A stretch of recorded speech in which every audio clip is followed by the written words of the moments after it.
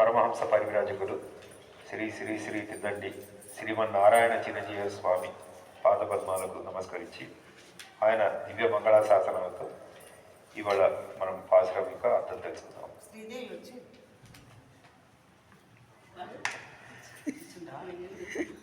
Okay. లక్ష్మీదేవిని నిన్ను పొందాలని కోరుకుంటుంది స్వామి అంటారు. ఆ స్వామివారిని ఎవరు పొందాలని కోరుకోరు, అందరూ పొందాలని కోరుకుంటారు. కానీ లక్ష్మీదేవిని ఇప్పుడు మనకు అందరూ ఏం చెప్తారంటే లక్ష్మీదేవిని స్వామి పొందాలని కోరుకుంటారు. స్వామివారికి అతి ప్రియతమైనది లక్ష్మీదేవి అన్నమాట. అందుకే చాలామంది ఏమంటారంటే లక్ష్మీ కటాక్షం కలగాలి అంటారు. లక్ష్మీ కటాక్షం కలగాలి అంటే దానికి అర్థం మనకి వేరే అర్థం వస్తుంది. చాలామంది వేరే విధంగా అర్థం చేసుకుంటారు.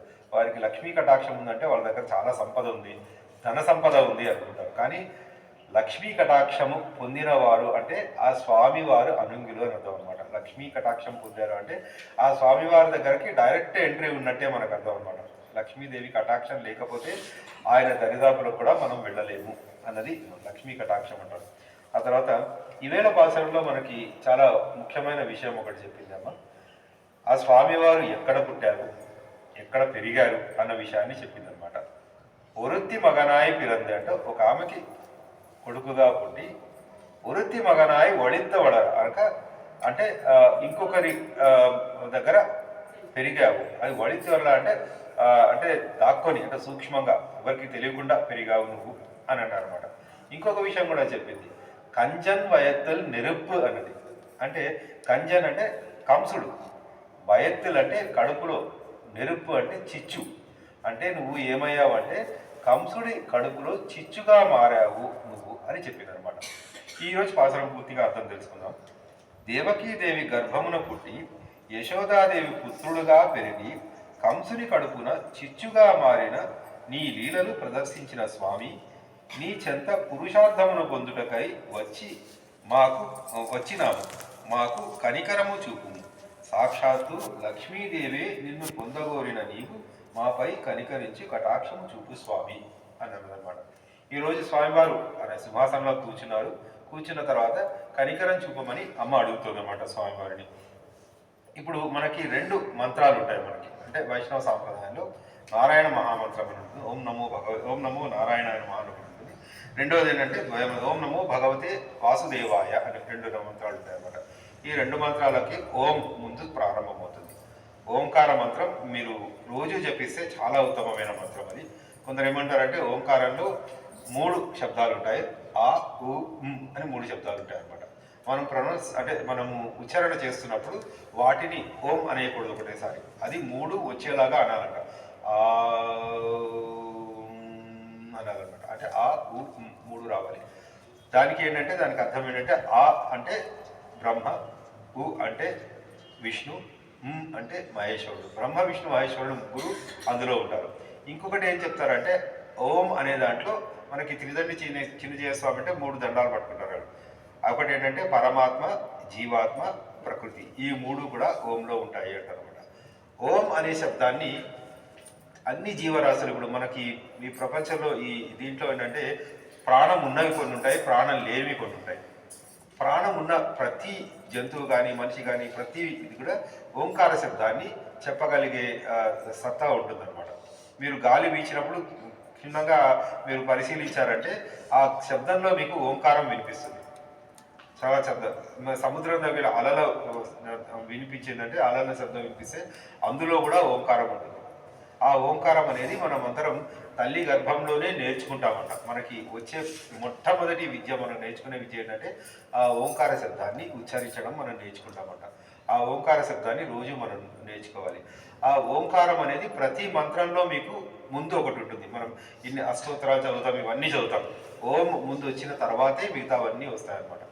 అందుకోసం మనం మంత్రోచ్చారణ చేసినప్పుడు ఏంటంటే ఆ వైబ్రేషన్ నేను చెప్పుకున్నాం, మనం వైబ్రేషన్స్ మనం అది రావాలి అంటే అందరూ కలిసి ఒకటేసారి చెప్పాలన్నమాట మంత్రాన్ని.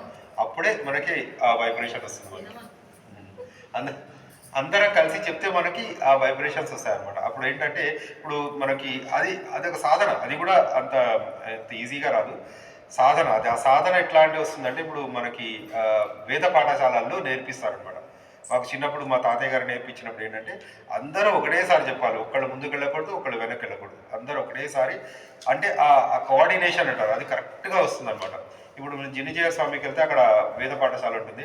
అక్కడ చిన్నపిల్లలు చాలా మంది ఉంటారు, వేల మంది ఉంటారు. చాలా అద్భుతంగా ఉంటుంది వాళ్ళని చూస్తుంటే.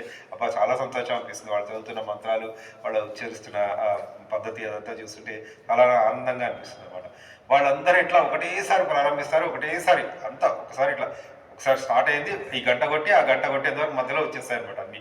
ఒకడు ముందు వెళ్ళడం, ఒకడు వెనక్కి వెళ్ళడం, అది సాధన. అది అట్లా చేస్తే ఏంటంటే చాలా అద్భుతమైన తరంగాలను మనం ప్రదర్శిస్తాము అనమాట. అది ఒకటి. ఇక్కడ ఒరుత్తి మగనాయి పిరందే, ఒరుత్తి అంటే మొదటి ఒరుత్తి అంటే ఇప్పుడు మనం చెప్పుకున్నాం, మనకు 2 మంత్రాలు ఉన్నాయనుకుంటాం కదా. మొదటి ఒరుత్తి అంటే దేవకీదేవి ఏంటంటే అష్టాక్షరి మంత్రం. ఆ తర్వాత రెండవది ఏంటంటే ద్వాదశాక్షరి మంత్రం మన యశోదాదేవి. అష్టాక్షరి మంత్రం ఏంటంటే ఓం నమో నారాయణాయ అష్టాక్షరి మంత్రం. ఆ తర్వాత ద్వాదశాక్షరి మంత్రం అంటే 12 అక్షరాలు ఉంటాయి, అది ఓం నమో భగవతే వాసుదేవాయ. ఇవి 2 అంటే మనకి ఈ 2 చాలా ముఖ్యం అన్నమాట. ఒక తల్లికి పుట్టిన ఆయన, ఒక తల్లి దగ్గర పెరిగిన ఆయన, అందుకోసం ఇవి 2 చాలా ముఖ్యం అనమాట. ఆ తర్వాత కంసుడు అనేది ఏంటంటే అహంకారం. మనం ఇంతకు ముందే చెప్పుకున్నాం, అహంకారానికి కొన్ని ఉదాహరణలు చెప్పుకున్నాం. హిరణ్యకశిపుడు అని చెప్పుకున్నాము, రావణాసురుడు అని చెప్పుకున్నాము. ఇప్పుడు ప్రస్తుతం ఈ పాశురంలో అమ్మ కంసుడిని అహంకారము అని చెప్పింది అనమాట. అసలు కంసుడు ఎక్కడుంటాడు, కంసుడు అనేవాడు ఎక్కడుంటాడు అంటే ఆ కంసుడు అనేవాడు మనలోనే ఉంటాడు, మనలో ఒక భాగం అనమాట కంసుడు. అహంకారం అనేది మనలో ఒక భాగం. కంసుడు మనలోనే ఉంటాడు, శ్రీకృష్ణుడు మనలోనే ఉంటాడు. అట్లా ఎట్లా అవుతుందండి, ఇద్దరు ఒకటేసి ఎట్లా ఉంటారు అంటే ఉంటారు అంతే. కంసుడు ఎక్కువ ఉంటాడా, శ్రీకృష్ణుడు ఎక్కువ ఉంటాడా అన్నది మన ప్రయత్నం. ఎట్లా ఉండాలంటే శ్రీకృష్ణుడి వీలైనంత వరకు ఎక్కువ చేయగలగాలి, అప్పుడు కంసుడు తగ్గుతాడు. ఇప్పుడు ఎట్లా అంటే ఇప్పుడు మనం నడుచుకుంటూ పోతుంటాం అనుకోండి, నా హైట్ ఒకటి ఉంటుంది, నాకన్నా పొట్టి వాళ్ళు వచ్చారనుకోండి, అబ్బో నేను చాలా పొడుగ్గా కనిపిస్తాను. అంటే నాకన్నా పొడుగున్నాడు అనుకోండి, చాలా పొట్టిగా కనిపిస్తాను అనమాట. ఆ విధంగా అనమాట. అందుకోసం ఏంటంటే మనం కృష్ణుడిని ఎంతవరకు పెంచగలిగితే కంసుడు అంత కిందికి వెళ్తాడు. అహంకారాన్ని అంత తగ్గించుకోవాలి అని ఉంటుంది. అహంకారాన్ని తగ్గించుకోవడం అనేది ఎట్లా వీలవుతుంది, చాలా సాధనాలు ఉంటాయి అహంకారాన్ని. ఇప్పుడు ఇంతకుముందే చెప్పుకున్నాం, ఓంకారం అనేది. ఓంకారం శబ్దాన్ని ఉచ్చరిస్తే ఆటోమేటిక్గా మీరు అందరూ అనుకుంటా అదేంటండి ఓంకారం చదివేస్తే మీకు అహంకారం పోతుందా అంటే పోతుంది.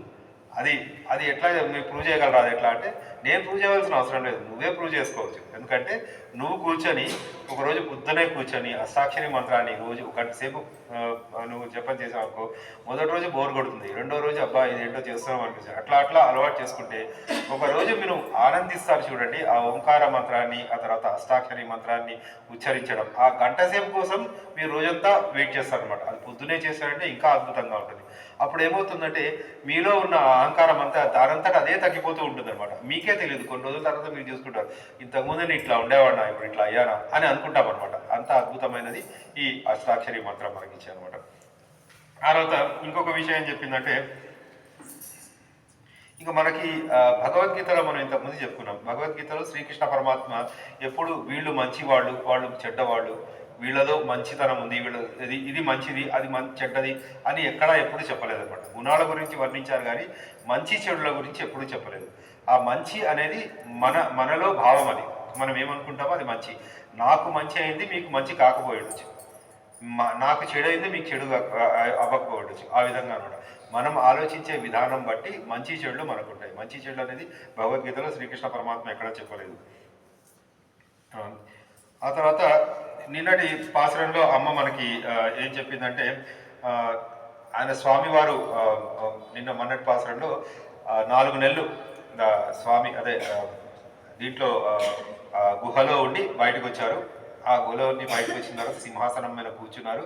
సింహాసనం మీద కూర్చున్న తర్వాత మనం ఆ స్వామివారికి మంగళాశాసనం పాడాము. మంగళాశాసనం పాడిన తర్వాత ఆయనతోటి ఇప్పుడు సంభాషిస్తున్నాం. ఆయనని మనకి ఎందుకు వచ్చాము, పరై అనే వాయిద్యం తీసుకోవడానికి వచ్చాము. ఆ వాయిద్యం ఎందుకు తీసుకుంటున్నాము, నీ గాన కీర్తన చేయడానికే మేము ఆ వాయిద్యం తీసుకుంటున్నాము. పరై అనే వాయిద్యం అంటే ఏంటి, అది మోక్షం. ఆ స్వామివారితోటి పాటు నీరాడగలిగే ఒక అద్భుతమైన ఒక సన్నివేశం అనమాట. అది మనకి ఆ ప్రాప్తి మనకు కలగాలని స్వామివారిని కోరుకుంటున్నాం. నిజంగా ఇది మనకు దొరుకుతుందా అంటే మనకి ఒక విధంగా చూడాలంటే కొన్ని ఊహించుకోవాల్సి వస్తుంది. మనం స్వామివారు ఉన్నారా, ఇప్పుడు ఎవరినైనా నన్ను అడిగారు అనుకోండి, నీకు 2 చేతులు ఉన్నాయంటే ఆ 2 చేతులు ఉన్నాయి అంటాను. ఎందుకంటే నా ఇంద్రియాలతో, నా కళ్ళతో నేను చూడగలుగుతున్నాను అనుకోండి. నా లిమిట్ ఇంతే అనమాట. నా నా నేను చేయగలిగింది ఇంతే. నా 2 చేతులు కనిపిస్తున్నాయి, చూడ ఉన్నాయని. ఇంకెవరైనా వచ్చి అడిగారు అనుకోండి, దేవుడు ఉన్నాడా చెప్తావా నువ్వు అంటే, ఉన్నాడు అంటారు. మరి ప్రూవ్ చేయగలవా అంటే నేను చేయలేను, నాకు తెలియదు. మరి దేవుడు ఉన్నారు అంటే అది నా నమ్మకం. దేవుడు ఉన్నాడు అన్నది ఒక నమ్మకం. ఆ నమ్మకం నన్ను నడిపిస్తుంది. నాకెంతో అద్భుతమైన మేలు కలిగింది ఆ నమ్మకం ఉన్నందువల్ల. నీకు నమ్మితే నీకు కూడా కలుగుతుంది, లేదు అంటే నీకు కలిగే మేలు నీకు కలుగుతుంది. నమ్మకపోయినా కానీ నీకు కలిగే మేలు నీకు కలుగుతుంది. అది ఆ స్వామివారు చెప్పారు. ఆ విధంగా వచ్చి నువ్వు నా దగ్గరకు వచ్చి గుడిలోకి వచ్చి నువ్వు ప్రార్థన చేయవలసిన అవసరం లేదు, నా మీద భక్తి ఉంటే చాలు అని చెప్పారు స్వామివారు. అండ్ ఇంకొకటి ఏంటంటే, స్వామివారే అన్నిటికన్నా ముఖ్యము అన్న భావన మనకు రావాలన్నమాట. అందుకే మనం ఇప్పుడు రోజు మనం చేసుకుంటున్న ఈ పారాయణం 9 గంటలకు ప్రారంభిస్తున్నాం. 9 బాబు అందరూ వచ్చిన తర్వాత అప్పుడు మెల్లగా ప్రారంభిస్తున్నాం. ఎందుకంటే అందరూ వచ్చి మీకు కూర్చొని ఇక్కడ స్వామివారి మీద దృష్టి పెట్టే టైం ఉంటుంది అనమాట కొంచెం. అదే పొద్దున్నే 6 గంటలకు అట్లా పెట్టామనుకోండి, వేరే పనులు ఉంటాయి మనకి. ఆఫీస్కి వెళ్ళాలి, లేకపోతే పిల్లల్ని స్కూల్కి పంపించాలి. మన దృష్టి అంతా అక్కడ ఉంటుంది, స్వామివారి మీద దృష్టి ఉండదు. అప్పుడు ఏమవుతుందంటే ఎంత సాధన చేసినా కానీ ఆయన దొరకరు మనకి. ఆయన దగ్గరికి పోయి అదొక చిన్న ఒక ఫార్మాలిటీ అంటారు కదా, అట్లా అవుతుంది. అంతేకాని మనకి ఆ స్వామివారి మీద నిజమైన భక్తి రాదు. ఎప్పుడైతే మనం ఈ విధంగా చేస్తామో, నిజమైన భక్తి అనేది మనకు స్వామివారి మీద వస్తుందో, ఇంతకుముందు ఒకసారి చెప్పుకున్నాం, అది ఒక విధమైన వ్యసనం అనమాట. స్వామివారి భక్తి అనేది కూడా ఒక వ్యసనం. అది లాగుతుందట మనని, ఎంత దూరమైనా లాగుతుంది, ఎంత పని చేయడానికైనా లాగుతుందట. అది అంత అద్భుతమైన శక్తి ఆ స్వామివారి భక్తిలో ఉంటుంది అని ఈరోజు పాసరంలో అమ్మ మనకి చెప్పింది అనమాట. జై శ్రీమన్నారాయణ.